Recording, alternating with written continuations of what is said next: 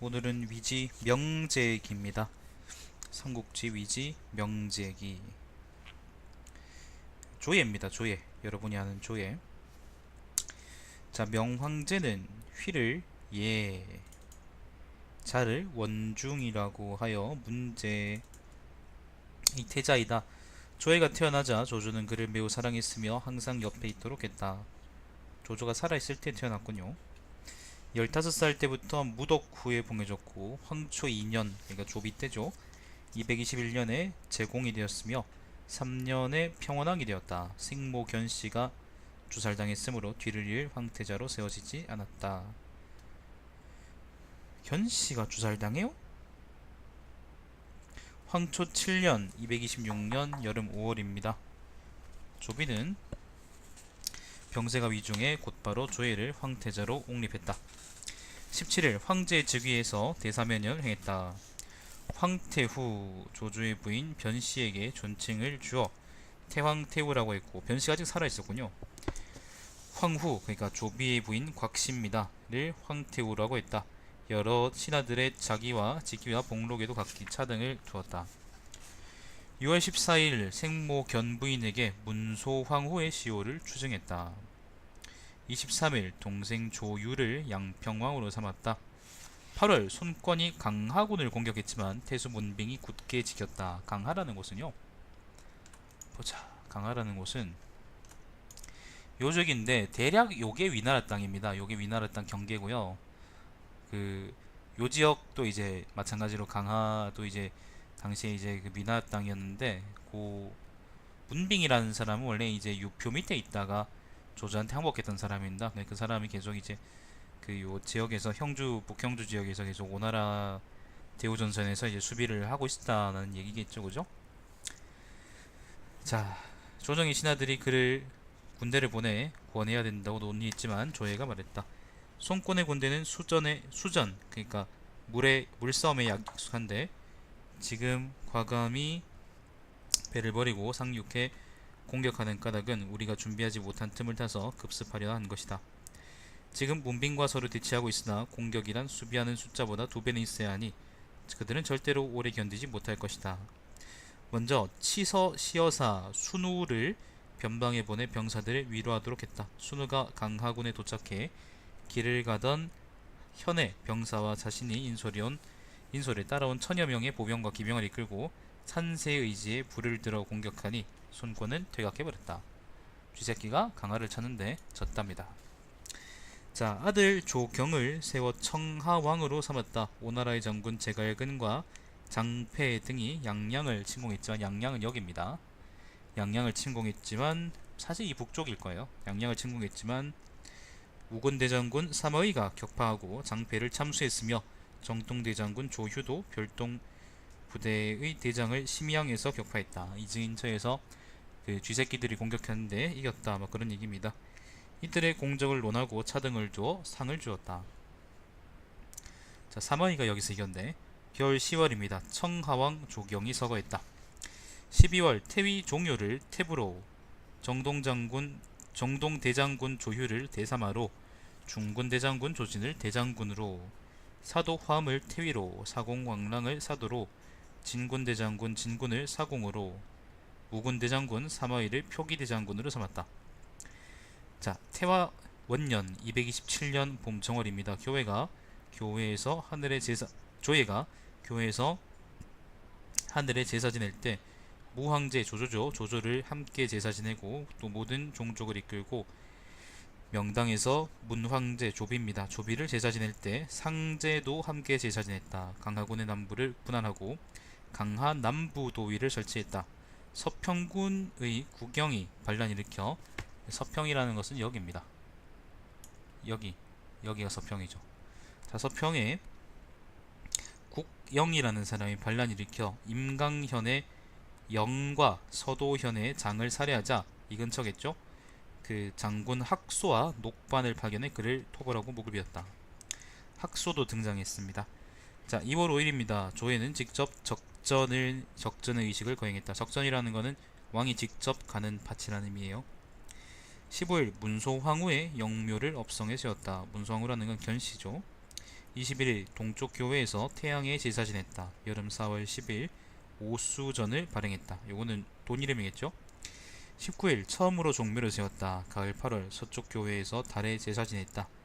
겨울 10월 4일 동쪽 교회에서 열병 의식을 거행했다. 언기의 왕이 아들을 조정으로 들여보내 황제 시중을 들겠다. 11월 모씨를 황후로 세웠다. 조이는 천하의 모든 남자에게 자기를 두 등급씩 올려주었으며 호라비 과부 자식 없는 노인 고아와 같이 자립할 수 없는 자들에게 양식을 베풀었다. 12월 모황후의 모친 모가를 열후로 보내겠다. 신성태수 맹달이 반란을 일으켰다.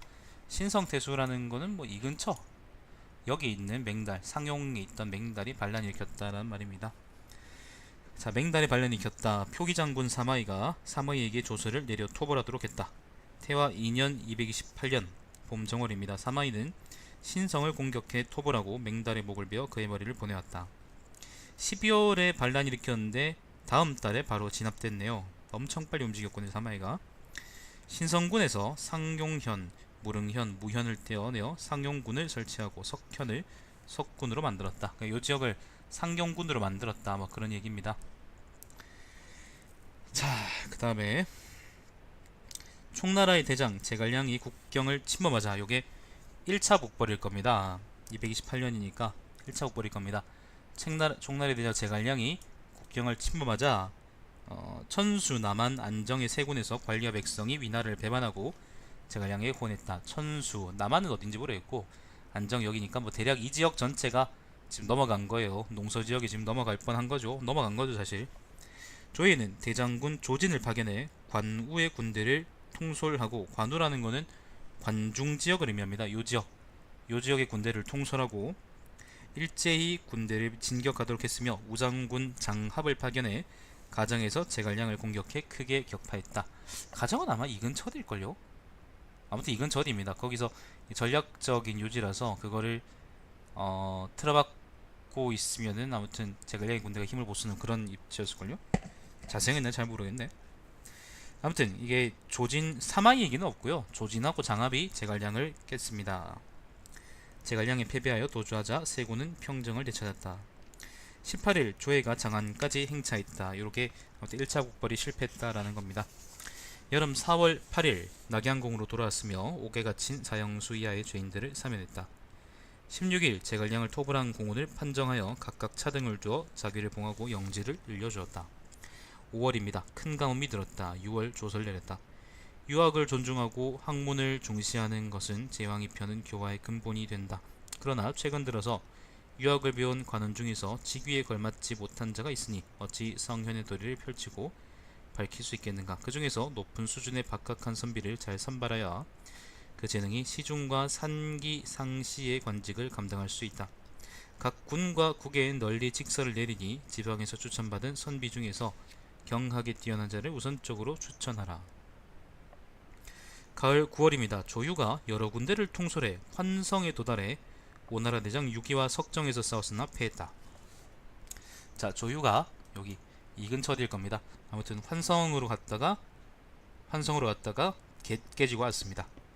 자, 29일입니다. 아들 종목을 세워 번양왕으로 삼았다. 10월 4일 대사마 조유가 죽었다. 쪽팔려서 죽었을 겁니다.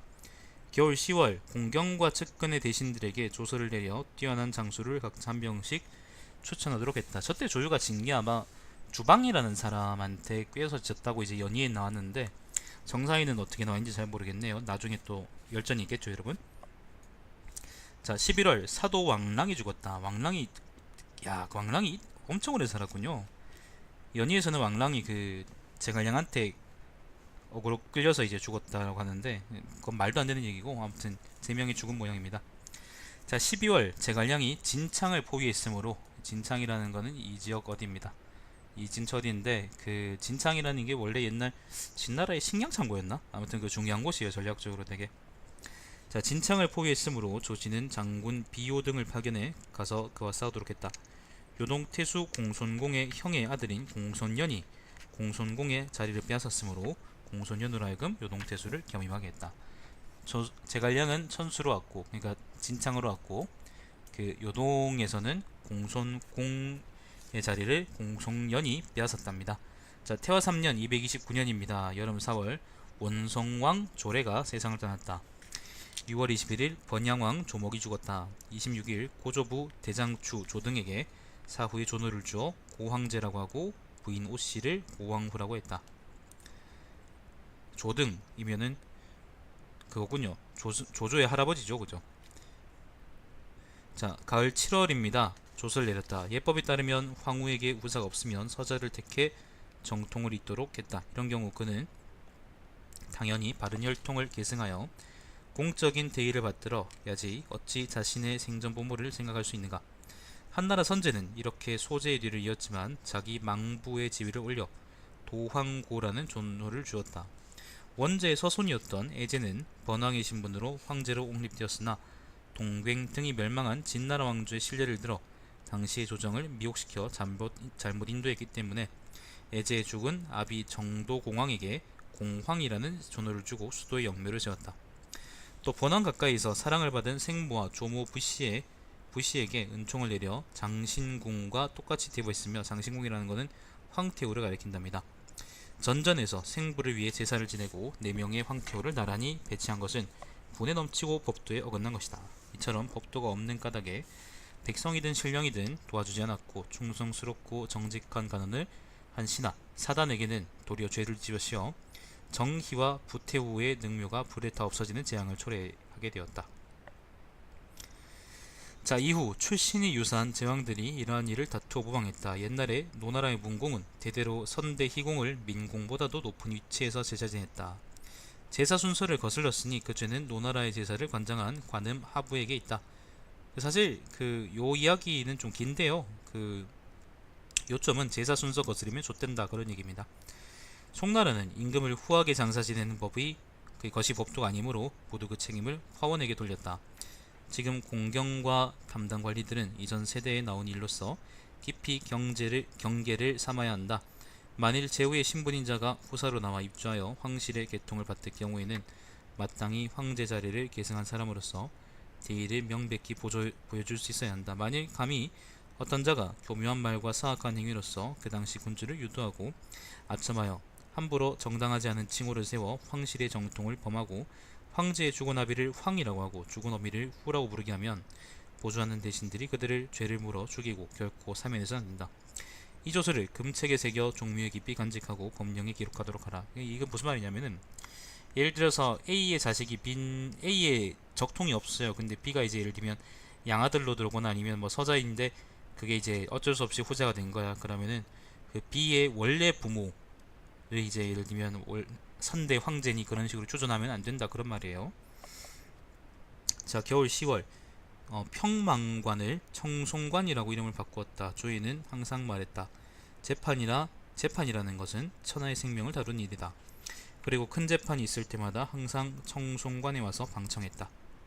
이거 송사하는 곳인가 보네요, 청송관이. 자, 이전에 낙양의 종묘가 아직 완성되지 않았으므로 조씨 선조들의 위패가 업성의 종묘에서 받들어졌다. 왜냐면 조조는 업에 있었으니까. 자, 11월 종묘가 비로소 완성되었으므로 태상 한기에게 부절을 주어 고황제 조등, 태황제 조숭, 무황제, 문황제 위패를 업성에서 맞이하게 하였다. 12월 10일 낙양이 이르게 하여 종묘의 신주를 받들어 안치했다. 12월 24일 대월지국의 왕 파조가, 대월지라는 것은 여기 서역에 있는 나라죠.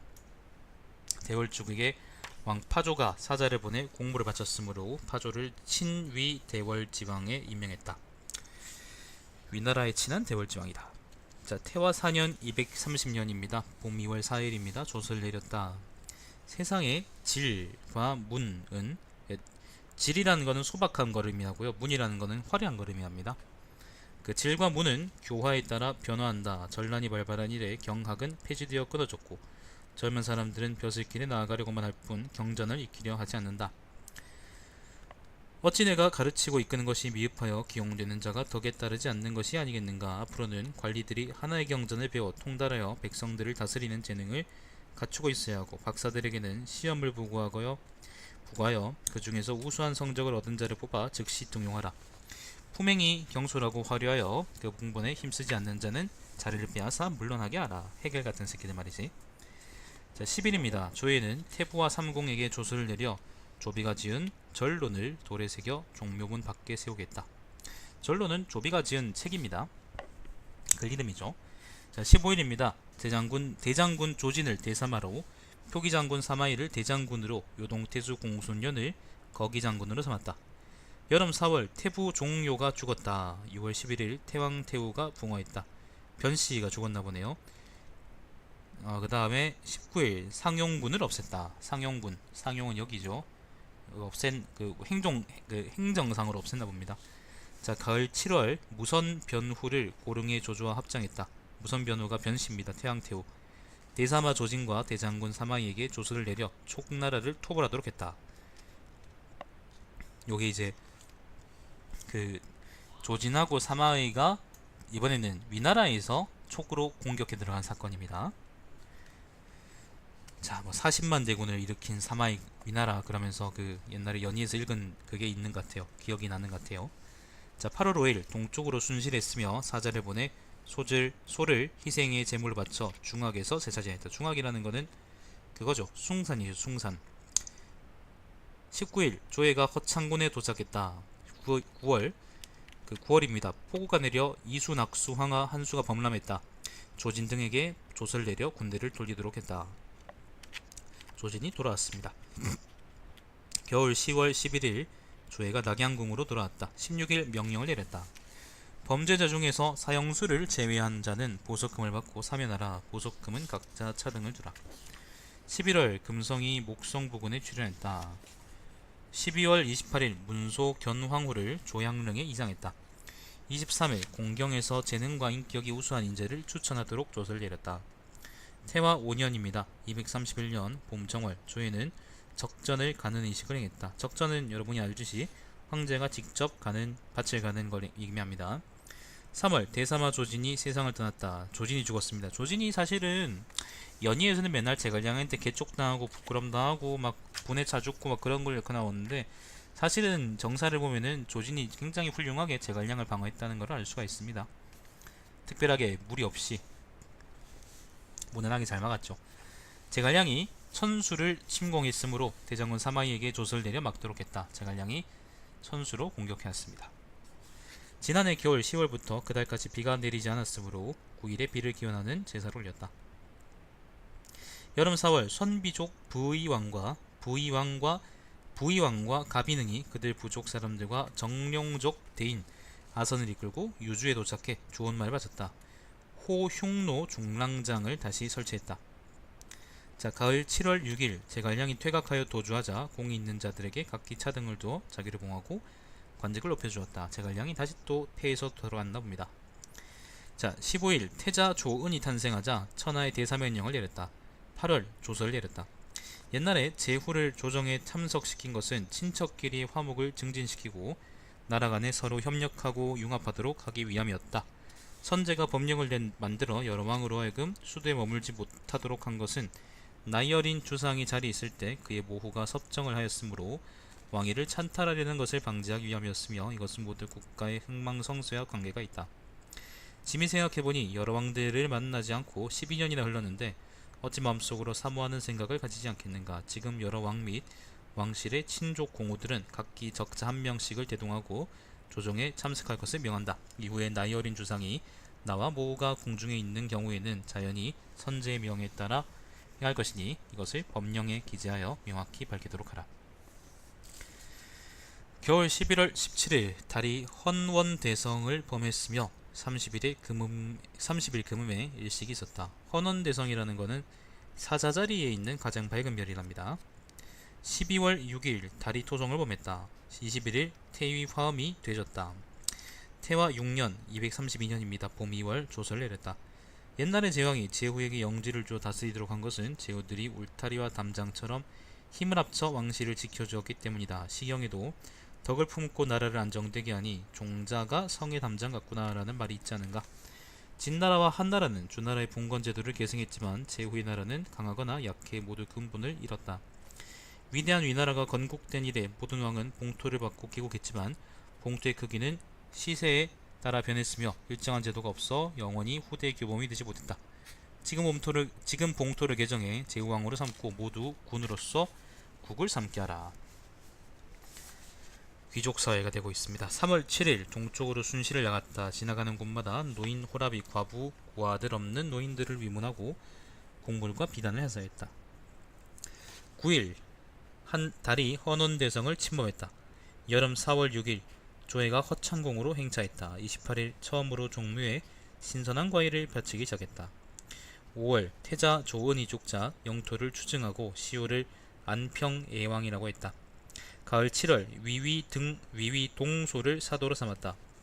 9월 마피로 행차하여 허창궁을 수축하고 경복전과 승광전을 건립하기 시작했다. 겨울 10월 진의장군 전예가 군대를 끌고 나아가 성산에서 오나라 장수 주하를 토벌하고 목을 베었다. 아마도 이 근처 어디에서 싸웠다 그런 말이겠죠. 잘 모르겠습니다. 성산이 어디일까? 울릉도일까? 11월 4일 금성이 대낮에 나타났으며 혜성이 익 별자리 이름입니다. 이게 나타나 태미성 속 상장성에 접근했다. 28일 진사왕 조식이 죽었다. 조식이 이제 죽었군요. 12일입니다. 12월 조회는 행차를 끝내고 허창공으로 돌아왔다. 청룡 원년 233년입니다. 봄정월 23일 청룡이 협편 마피의 우물 속에 나타났다. 협편이라는 것은 북망산이랍니다. 자, 2월 6일 조회가 마피로 행차해 용을 보고 연호로 바꾸었다. 마피를 용피로 바꾸고 남작과 자작에게는 두 등급 자위를 높여주고 호라비 과부 고아 아들 없는 노인에게는 그의 세금을 내지 말도록 했다. 요게 청룡이라고 이제 그걸 바꾼 모양이네요. 연호를. 3월 3일 공경에게 조서를 내려 재능과 인격이 우수하고 성실한 사람을 각자 한 명씩 추천하도록 했다. 여름 5월 12일 조서를 내려 고인이 된 대장군 하우돈, 대사마 조인, 거기장군 정옥을 조주의 제묘한 정원에서 제사 지내게 했다. 18일 북해왕 조유가 죽었다. 윤달 5월 1일 일식이 있었다. 8일 봉토를 받고 제후왕의 딸 이외의 각 중실 황족의 딸을 모두 읍주로 삼았다. 여러 군국에 조서를 내려 사전에 이름이 기록되지 않은 산이나 강물에 제사 지내는 것을 금했다. 사전이라는 것은 제사 지내는 규정이 이제 표현되어 있는 책이랍니다. 자, 6월 낙양궁의 국실에 불이 났다. 국실이라는 것은 공을 차면서 노는 방, 축국이라 그러죠. 축국. 자, 위나라에 귀순하여 변방을 보위하던 선비족 보도근이 이미 배반한 선비족 가비능과 사통하자 병주자사 필괴는 천자에게 아뢰고 홀로 군대를 이끌고 출동해 밖으로는 가비능을 위협하고 안으로는 보도근을 진압했다. 자, 병주 지역에서 보도근하고 가비능이 난을 일으켰는데 진압했다라는 얘기입니다. 주에는 표장을 보고 말했다. 보도근이 가비능의 유혹을 받았다는 것은 스스로 생각해도 의심스럽다. 지금 필괴가 군대를 출동했는데 마침 두 부락의 선비족이 놀라 함께 일어나게 된다면 어떻게 위협하고 진압하겠는가. 즉시 필괴에게 조서를 내려 설령 군대를 출동했더라도 변방을 넘어 구주산까지는 가지 말라고 명했다. 멀리 가지 말라 그런 말이에요. 이 조서가 도착했을 때 아직 진압한 게 아니구나. 필괴는 이미 군대를 전진시켜 읍문관에 주둔시키고 장군 소상과 동필을 파견해 선비족을 추격하도록 했다. 가비능은 아들에게 기병 1000명을 인솔하여 보도군의 불황민을 맞이하도록 했다. 부대는 소상, 동필과 만나 누번에서 싸웠는데 두 장군 소상과 동필은 전사하고 위나라 군대는 전멸했다. 누번이라는 게 이 근처일 텐데 정확히는 잘 모르겠네요. 자, 아무튼 멀리 갔다가 괴멸했답니다. 보도군의 불황민은 전부 반기를 들고 국경으로 가서 가비능과 합류하여 국경지대를 침범했다. 조정이 효기장군 진랑을 파견해 중군을 통솔해 이들을 토벌하게 하자 선비족은 사막 북쪽으로 도주했다. 가을 9월 안정군 국경지대 수비를 하던 흉노의 우두머리 호박거자직 등이 여기 역 근처입니다. 호박거자직 등이 반란을 일으켰으므로 사마이는 장군 호준 등을 파견해 이들을 추격하고 격파해 항복시켰다. 자, 겨울 10월 보도군 부락의 우두머리 대호아랑니 등이 병주에 상복했으므로 진랑은 군대를 끌고 돌아왔다. 12월 공소년은 총권이 파견한 사자 장미와 허안의 머리를 베어 보냈으므로 공소년을 대사마 낙랑공으로 임명했다. 이게 무슨 사건이냐면은 송권이 이 쥐새끼가 그 요동에다 사람을 보내가지고 같이 위나라 한번 때려보지 않을래? 그렇게 요청을 했었어요. 근데 공소년이 줄을 타다가 송견 이 쥐새끼 말을 받으면 안 되겠다 그렇게 해가지고 그 사자의 목을 베가지고 위나라 수정으로 보냈던 사건입니다. 사실은 곧 있다가 공소년은 다시 또 반란을 일으키죠. 자, 청룡 2년 234년입니다. 봄 2월 10일 태백성이 화성부군을 침범했다. 18일 조에는 조서를 내렸다. 채찍질을 관리에 대한 형벌로 삼는 이유는 공무에 태만하고 게으른 행위를 바로잡기 위함인데 근래 들어 무고하게 채찍질을 당해 죽음에 이르는 사가 많으니 채찍질과 곤장의 형벌 제도를 줄이고 이를 법령에 기재하라. 3월 6일 산양공 유협이 세상을 떠났다. 산양공이라는 것은 한나라 헌제죠. 헌제가 이제 죽었습니다. 조에는 상복을 입어 유협의 죽음을 애도하고 부절을 다진 사자를 보내 장례식을 치르도록 했다. 정말 오래 잘 먹고 잘 살다가 죽었네요. 자, 25일 대사면을 내렸다. 여름 4월 유행병이 크게 돌았다. 숭화전이 불이 탔다. 12일입니다. 4월 10일 담당 관리에게 조서를 내려 소양 돼지를 함께 제물로 바치고 문황제 제묘에 제사를 지내게 했다. 조비죠. 산양공에게 시호를 추증하여 한나라 효헌 황제라고 하고 한헌제 한나라 황제의 예법에 따라 안장했다. 그달 제갈량이 야곡을 지나 위수 남쪽에 주둔했으므로 사마이는 모든 군대를 끌고 막았다. 자, 또 제갈량이 공격해왔습니다. 위수 남쪽이니까 대략 이 근처에 진을 쳤겠네요. 조회가 조서를 내렸다. 단지 성벽을 굳게 지켜 총나라 군대의 날카로운 기운을 꺾음으로써 그들로 하여금 나아가 공격하려는 의지를 없애게 하고 물러나 싸울 수도 없어 오랫동안 머물게 하면 굴량이 날 것이니 설령 사방에서 약탈을 자행해도 얻는 것이 없다면 반드시 달아날 것이다. 달아날 때 추격하여 아군을 쉬게 하여 피곤해진 적군을 공격하는 것이 완전한 승리를 얻는 방책이다. 5월 태백성이 대낮에 나타났다. 송권이 거소호 입구로 공격해 들어가 합비의 신성을 향해 나갔으며 한편으로는 대장 육의와 손소에게 각각 1만여 명의 군사를 통솔해 회수와 면수로 들어가게 했다. 자, 제갈량이 여기서 아마 사마이하고 대치하고 있는데 이 와중에 쥐새끼가 또 이제 합비하고 그 다음에 그 회수 지역으로 들어왔다 라는 거죠. 회수 지역으로 들어왔다. 자, 6월입니다. 정동장군 만총이 군대를 인솔하여 나아가 이들을 방어했다. 만총은 신성의 수비를 철거하고 적군을 수춘까지 위인하려 했는데 조에는 이를 허락하지 않고 다음과 같이 말했다.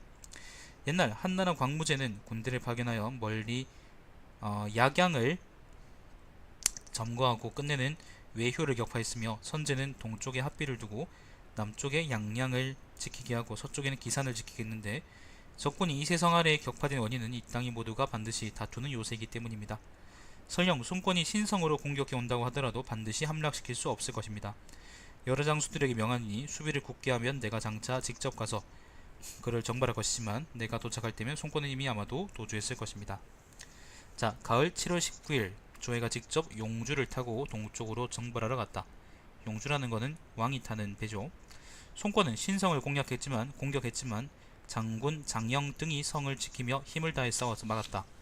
조의 군대는 합비성으로부터 거의 수백 리쯤 떨어져 있었으며 송권은 도주하고 육의와 손소 등도 퇴각했다. 대신 들은 대장군 사마이가 제갈량이 이끄는 촉군과 대치하고 있어 승리를 확신할 수 없다고 생각하고 조에게 직접 대군을 이끌고 서쪽으로 향해 장안으로 가서 사마이를 후원해 줄 것을 건의하자 조에는 다음과 같이 말했다. 일단 쥐새끼는 갔고요.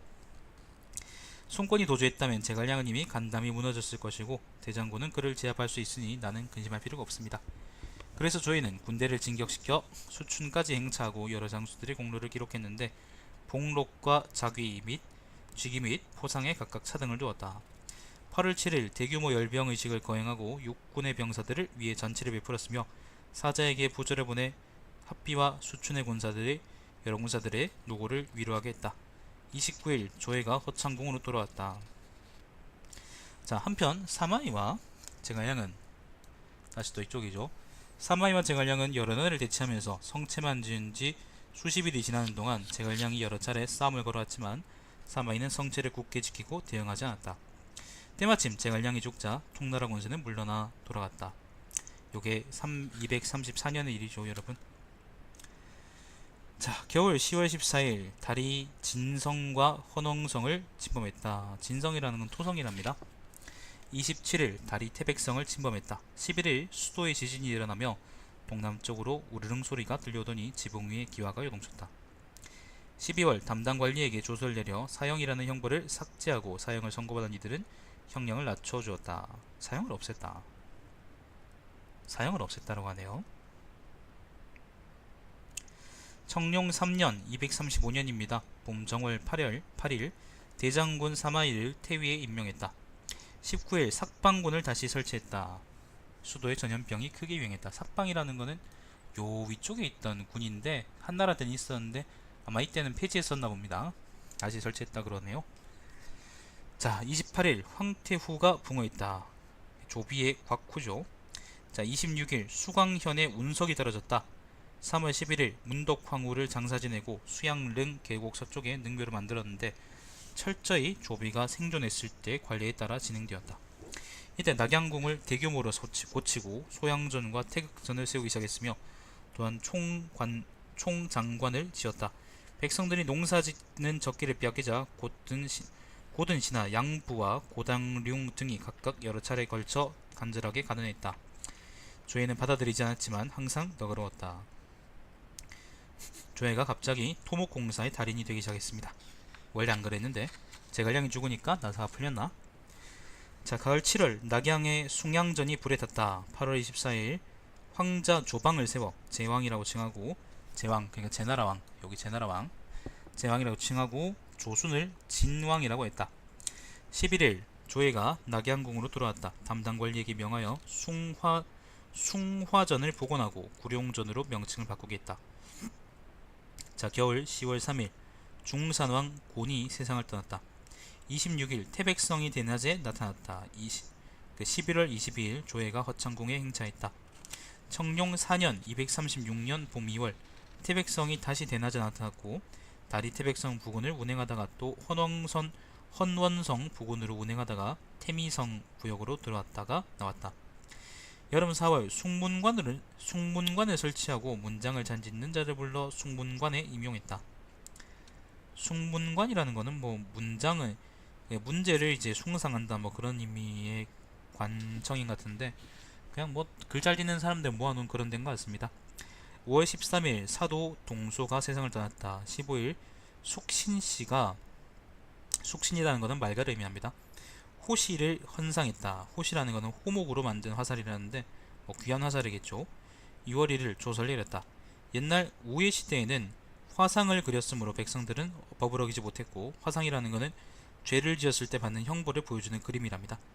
주대에는 형벌 제도는 설치하였지만 법을 어기는 사람이 없었으므로 사용할 일이 없었다. 나는 많은 왕들의 뒤를 이어 과거 시대의 풍속을 따르려고 생각했는데 어찌 이렇게 갈 길이 먼 것인가. 법령이 많으면 많을수록 법을 어기는 사람 또한 많고 형벌을 받는 사람 수가 늘어나면 늘어날수록 악행은 그쳐지지 않는다. 이전에 사형에 관한 법령 조문을 검토하고 많은 부분을 삭제한 것은 백성들의 생명을 구하려는 생각이니 이는 짐에 지극한 뜻이다. 그러나 각 군과 국에서 사형당하는 자의 수가 한 해 사이에 수백 명을 넘었으니 이는 짐의 가르침이 충분하지 못해 백성들에게 범죄를 가볍게 생각하도록 했거나 가혹한 법이 여전히 존재하여 백성들에게 함정으로 되게 된 탓이 아니고 무엇이겠는가. 아까 사형 폐지했다 그러지 않았습니까? 담당 관리는 재판에 관하여 논의하여 사형을 낮추고 간략하고 관대한 조치를 따르는 데 힘써야 한다. 또 짐에게 은혜를 간청한 자나 삼서가 아직 보내지 않은 자를 상급자가 처벌하고 단죄하는 것은 안건을 처리하는데 도리를 다하는 것이 아니다. 현재 재판과 형벌을 담당하는 정의 및 천하의 옥관에게 명하니 죽을 죄를 범한 자가 있다면 충분하게 재판하여 판결을 내리도록 하라. 모반한 자와 직접 다른 사람을 죽인 자 외에는 모두 직접 심리하여 모판을 피하도록 하라. 또 은혜를 구걸하는 자가 있어 판결문과 해당 문서를 상주하면 짐은 그들의 생명을 보전할 방법을 생각해 보겠다. 천하에 이것을 포고하여 짐의 뜻을 분명하게 알리도록 하라. 라고 했습니다. 자, 가을 7월 고구려의 왕 위궁이 손권의 사자 호위 등을 참수하여 그들의 머리를 유주로 보내왔다. 고구려의 왕 위궁이라는 게 아마 이게 동천왕이지 싶은데, 한번 찾아볼까요? 고구려 왕 위궁이 아마 동천왕이지 싶어요. 위궁이 누군데? 동천왕인 것 같네. 동천왕이네. 예, 동천왕 맞습니다. 동천왕입니다. 동천왕 이제 공선현하고 짝짝꿍 하다가 잘 안되니까 고구려한테도 이제 쥐새끼가 사제 보냈는데 고구려도 족가라 그랬답니다. 간단하죠. 쥐새끼가 도대체 국제 무대에서 어떤 칙을 받았는지 알 수 있는. 자, 13일 태백성이 헌원대성 부근으로 운행했다. 겨울 10월 12일 조회는 낙양궁으로 돌아왔다. 15일 혜성이 대신성 부근에 출현했는데 16일 또 동방에 나타났다. 11월 모일 무슨 달인지 모르는데요. 혜성이 환자 천기성 부근을 침범했다. 12월 24일 사도 진군이 사망했다. 26일 조회는 허창궁에 도착했다. 경초 원년 237년입니다. 봄정월 24일 산임현에 황룡이 나타났다는 보고가 있었다. 이때 담당 관리가 상주하여 위나라는 지통을 얻었으므로 상나라 역법에 의거해서 12월을 정월로 삼아야 한다고 주장했다. 3월 역법을 확정하고 연호를 바꾸어 그의 3월을 맹하사월로 바꾸었다. 자, 수레와 말의 색은 황색을 숭상하고 제사에 사용하는 희생제물로는 흰색 침상을 사용하였으며 전쟁을 할 때에는 머리가 검고 몸통은 흰 말을 타고 크고 붉은 길을 세웠으며 조회에는 순백색의 큰 길을 세웠고 태화력을 받고 경초력이라고 했다. 추나 추동 및 매달의 맹, 중, 개는 맹이라는 것은 사계의 첫 번째 달, 중이라는 것은 사계의 중간 달, 개라는 것은 마지막 달입니다. 예를 들면 1, 2, 3월이 봄이라면은 1이 맹이고 2가 중이고 3월이 개인 거죠. 자, 맹중 개는 하왕조의 역법과 달랐지만 교사, 영기, 약, 사, 증, 상, 순수, 수전, 분지, 개폐, 연간 행사의 포고, 24절기 중에서 이르던 늦던 민간에게 시기를 전해주었는데 모두 하왕조의 역법이 정한 대로 따랐다. 뭐 그런 거 모르셔도 됩니다, 여러분. 조회가 낙양궁으로 돌아왔다. 5월 2일입니다. 5월 22일 대사면을 했다. 6월 12일 수도에 지진이 있었다. 3일이라고요? 상서령 진교를 사도로 6월 3일인가? 아까 6월 10일이 있었는데? 자, 6월 3일인가요? 아무튼 상서령 진교를 사도로 상서 우복야 위진을 사공으로 삼았다. 11일 위홍군에서 위양현을, 석군에서 안부현과 상용현을 떼어 상용군이라고 칭했다. 네, 요 지역입니다. 요 지역에 아까 상용군을 없앴단 말이 있었는데 다시 만들었다는 말인 것 같아요. 자, 석군을 없애고 석현을 위홍군에 귀속시켰다. 담당관리가 상주했다. 무황제는 혼란스러운 세상을 다스려 바르게 하여 위나라의 태조가 되었습니다. 종매음악에는 무시의 춤을 사용하였습니다. 무시라는 거는 호반 무자를 쓰네. 모르겠네요. 뭐 춤 이름이겠죠. 자, 문황제는 하늘의 뜻에 순응하여 천명을 받아 위나라 고조가 되었고, 종묘음악에는 함희의 춤을 썼습니다. 폐하께서는 예약제도를 만들어 태평스러움을 장려하여 위열조가 되었고, 음악에는 장빈의 춤을 썼습니다. 이 3조의 제묘는 만세까지도 훼손되지 않았습니다. 그 나머지 네 선조의 제묘는 황제의 친소관계가 소원해진 이후에 무너져 주나라 왕조가 후직, 문무 3조를 제사 지내는 제도와 같습니다. 가을 7월 2일 사도 진교가 세상을 떠났다. 송권은 대장, 주연 등 2만 명을 보내 강하군을 포위했지만, 자, 다시 또 송권이 강하를 쳐들어왔습니다. 포위했지만 형주자사 호질 등이 이들을 공격했으므로 주연은 퇴각해서 달아났다. 이전에 송권은 사자를 파견해 바다 건너게 하여 고구려와 통하여 요동을 공격하려고 했다. 위나라 측에서는, 자, 송권이 다시 또 고구려와 같이 또 요동을 치려고 그랬는데, 위나라 측에서는 유주자사 관구검을 파견해 여러 군대 및 선비 5만의 군사를 통솔해 요동 남쪽 경계에 주둔하게 하고, 한편으로는 천자의 도장을 찍은 조서로 공소년을 불렀다. 공소년이 출병하여 반역을 하였으므로 광구검은 진군하여 이들을 정벌했다. 공소년이 반란을 일으켰는데 광구검이 그거를 진압했답니다. 그리고 고구려하고도 전쟁 중이었는데 이상하네요. 연의에서는 공소년의 반란은 사마이가 진압한 걸로 나오는데 정사에서는 광구검이 진압한 걸로 나오네요. 그리고 고구려가 쳐들어온 것도 그때하고 같다라고 얘기하는 것 같습니다. 자, 광구검은 진군하여 이들을 정벌했다. 때마침 열흘간 비가 계속 내려 요수가 크게 불어났으므로 조에는 관구검에게 조서를 내려 철수하도록 하고 했다. 이때 우북평군 오환의 선우, 구르돈, 요소의 오환도독, 왕호류 등은 요동에 거주했지만 부족을 일으키고 관구검을 찾아와 귀순했다. 고구려를 그러니까 제압하지 못했네요. 자, 14일입니다. 조서를 내려 요동의 장수, 관리, 선비, 병사, 서민 중에서 공소년의 협박 때문에 항복하지 못한 자를 전부 다 사면했다. 26일 태백성이 나타났다. 대낮에 나타났다. 공소년은 관구검이 돌아가 아니네요. 그러니까 공소년이 반란이 일으키긴 했는데 관구검이 그거를 진압하러 왔을 때까지는 아직 연왕이 아니었고 관구검이 이제 빚 때문에 뭐 때문에도 아무튼 요동에서 물러나고 난 이후에는 공소년이 반란을 일으켜서 연왕이라고 칭했네요. 다시 또. 자, 공소년이 스스로 연왕이라고 일컫고 모든 관직을 설치했으며 연호를 소한원년이라고 했다. 조에는 청주, 연주, 유주, 기주, 내주의 돛을 내려 해선을 바다에 띄울 수 있는 배를 대규모로 만들도록 했다. 자, 기주, 연주, 서주, 예주, 내주의 백성들이 수재를 당하자 시여사를 파견하여 순찰하도록 하고 물에 빠져 익사한 사람의 재산을 잃은 사람과 재산을 잃은 사람에게는 각기 경우에 따라 관의 창고를 열어 구제하도록 했다. 자, 16일 황후 모씨가 붕어했다. 겨울 10월 13일 달이 화성부군으로 운행했다.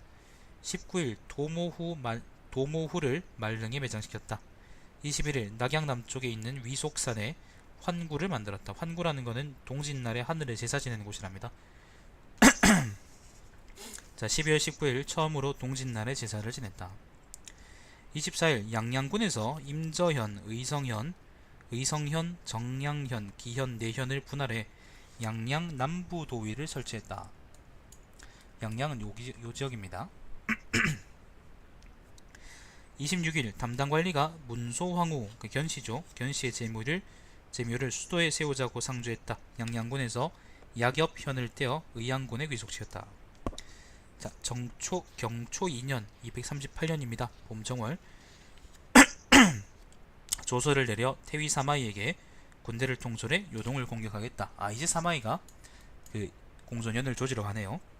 자, 2월 11일 대중대부 한기를 사도로 삼았다. 21일 달이 심거성 부근을 운행했고 또 3회 중앙에 있는 대성 부근으로 운행했다. 심입니다. 심의 중앙. 심이라는 것은 별자리 이름이랍니다. 자, 여름 4월 9일 사도 한기가 죽었다. 11일 폐국에서 소상, 주급, 부리, 기, 질, 용항, 산상, 교홍 등의 시편에서 떼어내어 여음군을 만들었다. 폐국이라는 것은 여기인데? 여기입니다. 여기가 폐국입니다. 자, 송현과 진군의 고현을 모두 초군에 귀속시켰다. 초라는 땅은 역시나 요 근처에 있는 요기입니다. 진도 요 근처 땅이고요. 자, 폐, 서추, 공구, 팽성군의 풍국, 광척의 5현을 합병해 폐왕국이라고 했다. 이 서주 지방의 서주하고 예주 지방의 행정제도를 바꿨다. 그런 얘기 같습니다. 자, 19일 대사면을 단행했다. 5월 15일 달이 심거성 부근을 운행하고 또 중앙의 대성 부근을 운행했다. 6월 어양군에서 호노현을 떼어 다시 안락현을 설치했다. 어양은 여기 북쪽 지역입니다. 여기 북경 근처 지역입니다. 자, 가을 8월 소당의 강왕 망중과 주예 등이 모두 모반을 일으켰으므로 양주자사는 여러 국내 병사를 통솔해 토벌 하고 주예의 머리를 베었다. 강이라 그러면 이 근처 땅이에요. 자, 24일 혜성이 장수의 구역이 나타났다. 자, 9월 10일 드디어 9달이 지났는데 사마이가 양평에서 공소년을 포위해서 요동입니다. 크게 무찌르고 그의 머리를 수도로 전하자 해동의 여러 군이 모두 평정되었다. 해동이라는 건 요동이요. 자, 겨울 11월 공소년을 토벌한 공적을 기록하고 태위 사마이 이하 장수들에게 시급을 더해주고 자기를 내려주었는데 각기 차등이 있었다. 이전에 조에는 대신들과 상의해 사마이를 파견해 공소년을 토벌하게 하고 병사 4만 명을 내주려고 했는데 의논에 참여한 대신들이 모두 4만 명을 보내는 것은 너무 많으며 싸움에 소요되는 비용을 주기가 어렵다고 주장하자 조에는 이렇게 말했다. 사천리 멀리 떴 적군을 토벌하러 가는데 비록 뛰어난 계책을 쓰면 승리할 수 있다고 하지만 그 역시 군사력이 더불어 바탕이 되어야 함이 마땅하니 전쟁 비용을 계산하는 것은 타당하지 않다. 계산한다는 말은 그러니까 이해관계를 따져가지고 너무 많이 주기 싫다라고 얘기하는 사람들한테 얘기하는 겁니다. 그리고는 4만 명을 출정시켰다. 사마이가 요동에 도착할 무렵 장마가 계속 쏟아져 제때 공격할 수 없었다. 사마이는 공소년을 빨리 격파하지 못하자 대신 가운데 명령을 내려 사마이를 귀환시키지 않은 자가 있었으나 조에는 말했다. 사마이는 위기를 만나면 변화에 대응해 대처할 수 있는 인물이다. 그러니 공소년을 사로잡는데 오래 걸리지 않을 것이다. 이런 것들이 결국은 조의 계책대로 되었다. 24일입니다. 사공 위진을 사도로 사례교의 최림을 사공으로 삼았다. 윤달, 달이 심해 중앙대성본을 운행했다. 12월 8일 조회가 예상치 못한 병으로 명상에 누웠다.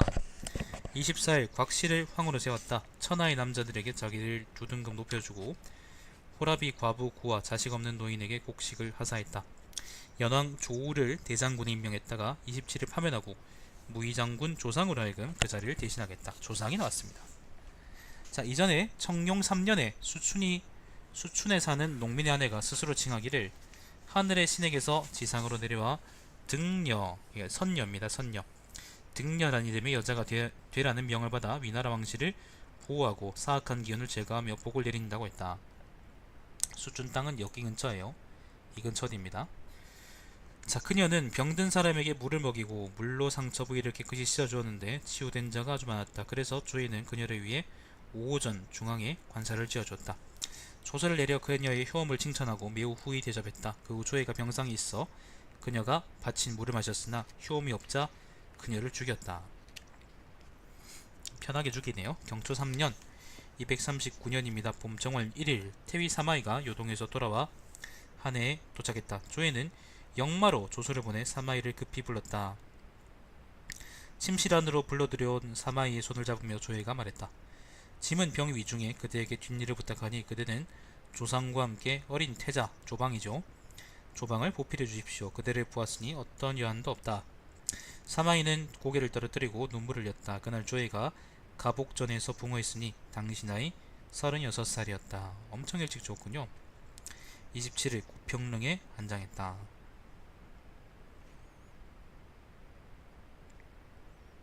야, 엄청 일찍 죽었군요. 아까 그 무슨 폐현 같은 걸 뜯어고쳐가지고 여음을 만들었다 그러지 않나? 아까 뭐 나오지 않았나? 여음군을 만들었다 그랬는데 여음군이 지금 보니까 이 지역에 있네요. 이 원래 이제 초곤하고 폐현이 이렇게 있는데 이 남쪽 지방을 뜯어가지고 여음이라는 요기를 만들었는 모양입니다. 아까 내가 위치를 이 지역이라 그랬는데 여기 보니까 이게 있네요. 내가 잘못한 겁니다, 여러분. 모를 수도 있지 뭐. 자, 평화여 말한다. 평활. 명제는 침착하고 굳으며 결단력과 식견을 갖춰 자기 생각에 따라 행동하였으니 군주다운 지극한 기회가 있었다. 당시 백성들의 생활이 피폐해지고 온천하가 분열된 와중에 명제는 선조의 빛나는 대업을 먼저 계승하거나 왕업의 기틀을 개척하지 않고 시황제나 한무제를 성급히 모방해 궁전을 지었으니 나라를 다스리는 원대한 계획과 목표를 기준으로 해발해 볼 때는 이는 아마도 성급한 것이다. 뭐 그렇습니다. 어쨌건 이게 특이한 게 조예에 대해 있잖아요. 조예에 대해 그 제갈령이 이제 몇 차례 북벌을 했다가 몇 차례 이제 전쟁을 걸었다가 다 깨지고 돌아왔고, 마찬가지로 그 송권도 이제 몇 차례 공격을 시도했지만 역시 다 막혔다라는 거는 조예에 대해 뭐 공전 짓거나 그런 거는 그렇다 치고 대외적으로는 나름대로 이제 문제없이 이제 국정을 운영할 수 있었다라고 얘기할 수 있는 거겠죠, 그죠? 요까지가 이제 명제기고요. 요 다음은 그 삼소재기입니다. 삼소재기. 아마 조방하고 조모하고 그 다음에 진류왕은 누구더라? 조협이었나? 그 사람들의 이야기인데 요것도 엄청 기네. 왜 이렇게 길어 이거?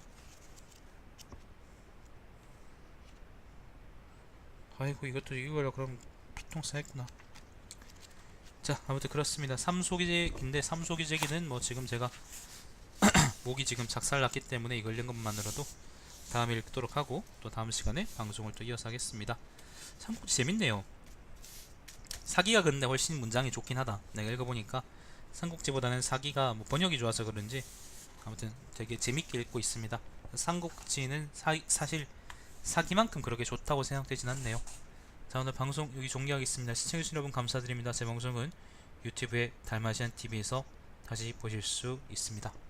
오늘은 삼국지 명제기를 읽었습니다. 삼국지 위지 명제기.